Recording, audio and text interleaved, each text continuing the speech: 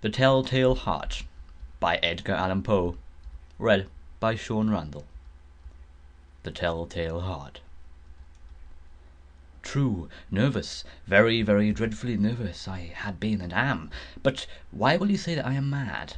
The disease had sharpened my senses, not destroyed, not dulled them. Above all was the sense of hearing acute. I heard all things in heaven and in earth. I heard many things in hell. How then am I mad? Hearken and observe how healthily, how calmly I can tell you the whole story. It is impossible to say how first the idea entered my brain, but once conceived, it haunted me day and night. Object there was none, passion there was none. I loved the old man. He had never wronged me. He had never given me insult. For his gold I had no desire. I think it was his eye. Yes, it was this. One of his eyes resembled that of a vulture, a pale blue eye with a film over it. Whenever it fell upon me, my blood ran cold, and so by degrees, very gradually, I made up my mind to take the life of the old man, and thus rid myself of the eye for ever. Now, this is the point. You fancy me mad. Madmen know nothing, but you should have seen me. You should have seen how wisely I proceeded, with what caution, with what foresight, with what dissimulation I went to work. I was never kinder to the old man than during the whole week before I killed him, and every night, about midnight, I turned the latch of his door and opened it oh so gently, and then, when I had made an opening sufficient for my head, I put in a dark lantern, all closed so that no light shone out. And then I thrust in my head. Oh, you would have laughed to see how cunningly I thrust it in. I moved it slowly, very, very slowly, so that I might not disturb the old man's sleep. It took me an hour to place my whole head within the opening, so far that I could see him as he lay upon his bed. Ah, would a madman have been so wise as this? And then, when my head was well in the room, I undid the lantern cautiously, oh so cautiously, for the hinges creaked.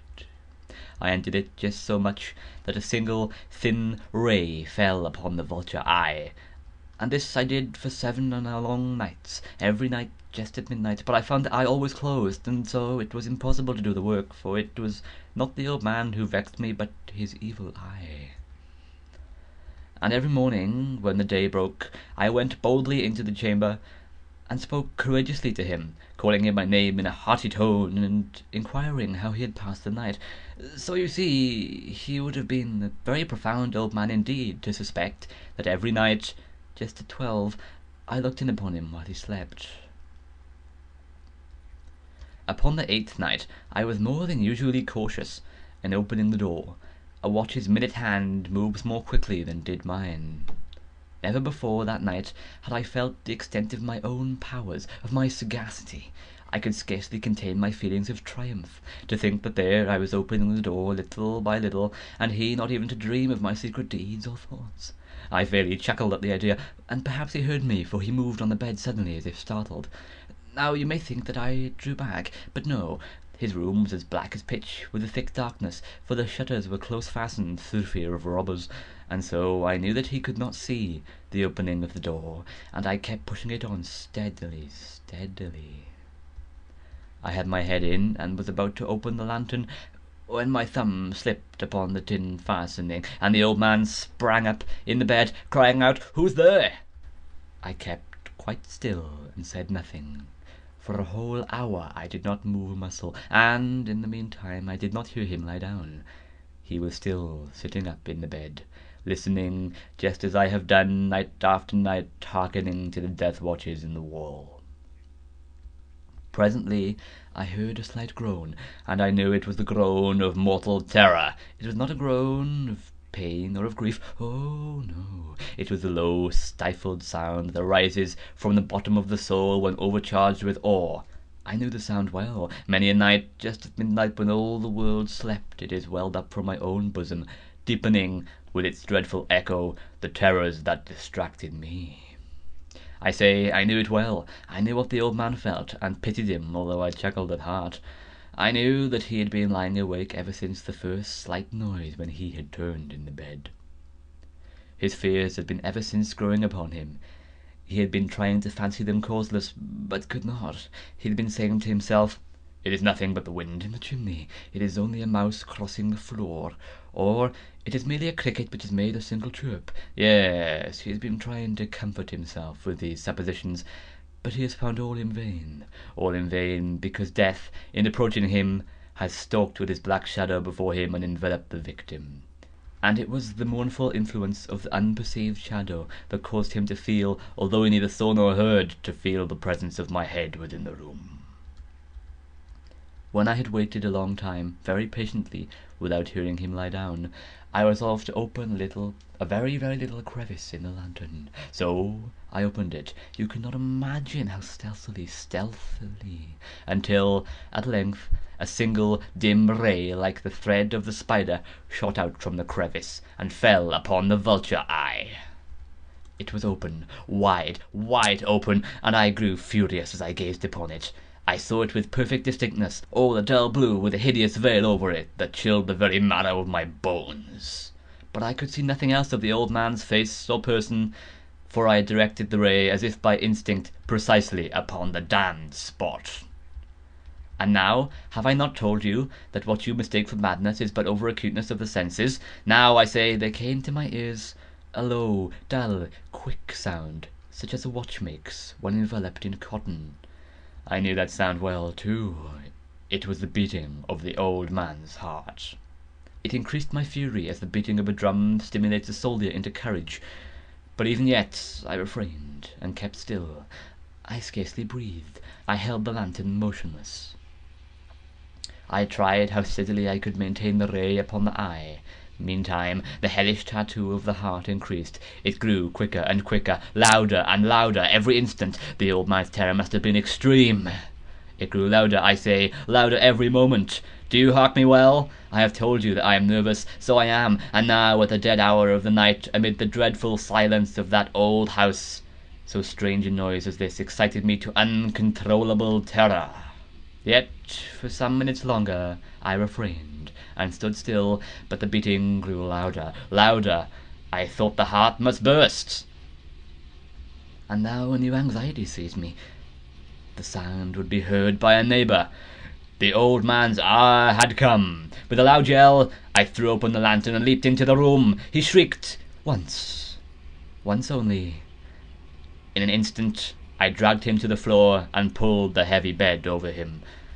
I then smiled gaily to find the deed so far done, but for many minutes the heart beat on with a muffled sound. This, however, did not vex me. It would not be heard through the wall.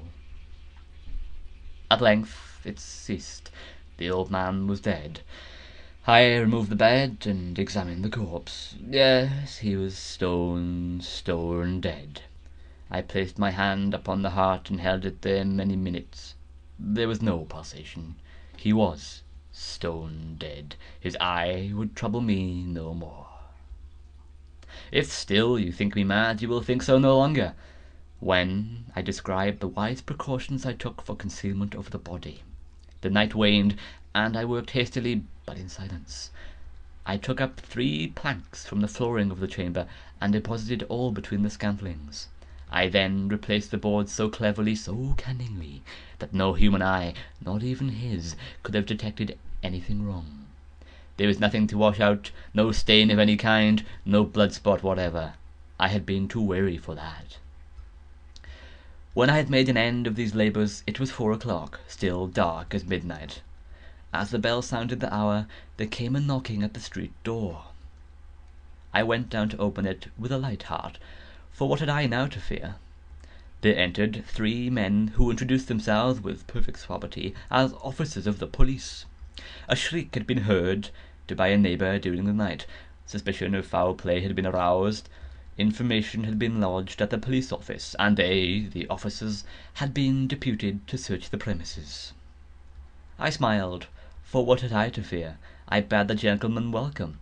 The shriek, I said, was my own, in a dream. The old man, I mentioned, was absent in the country.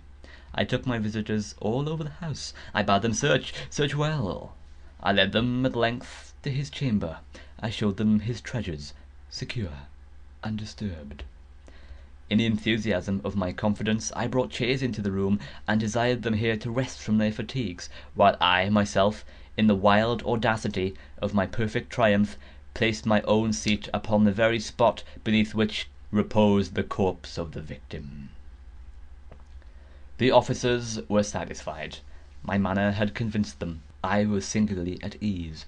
They sat, and while I answered cheerily, they chatted of familiar things.